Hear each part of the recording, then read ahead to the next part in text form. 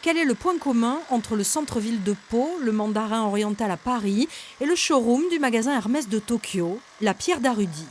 Dans cette carrière, on extrait depuis 4 générations des blocs destinés à la construction, la voirie ou la taille, avec soin, presque du sur-mesure.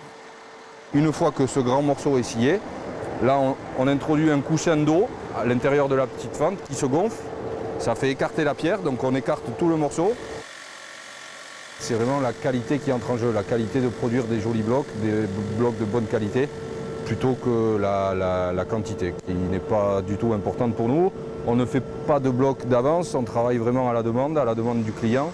De couleur grise, la pierre d'Arudi est très dense et ne prend pas le gel, des qualités rares. Les marbriers locaux se régalent à la travailler.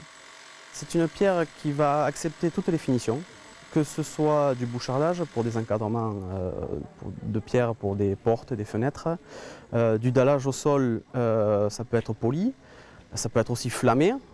Flammé, c'est-à-dire avec un chalumeau, on fait sauter la couche du dessus de la pierre pour la rendre antidérapante. Très prisée à l'étranger, la pierre marbrière d'Arudi est pourtant méconnue localement.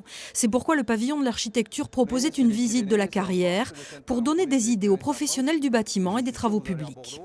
Quand on dit pierre naturelle, on pense souvent à des matériaux qu'on va mettre en sol, que ce soit comme un carrelage ou des parements de sol, mais nous peut-être qu'on peut avoir d'autres idées et de l'utiliser autrement, que ce soit sur des parements de façade, même une surtoiture, et avec l'œil et la bonne idée de l'architecte. La pierre marbrière d'Arudi espère maintenant reprendre sa place localement et écarter ses rivales espagnoles, brésiliennes ou chinoises.